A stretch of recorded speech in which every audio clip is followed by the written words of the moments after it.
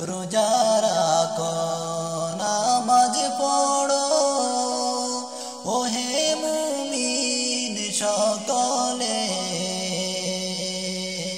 নবীজির দরুদ না পড়িলে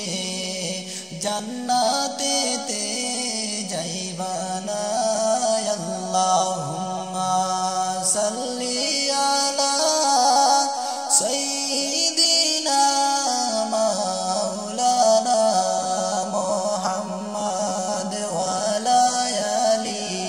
সাইয়্যিদিনা মাওলানা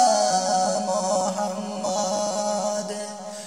নবীজির উপর দরুদ পড়েন স্বয়ং আল্লাহ রাব্বানা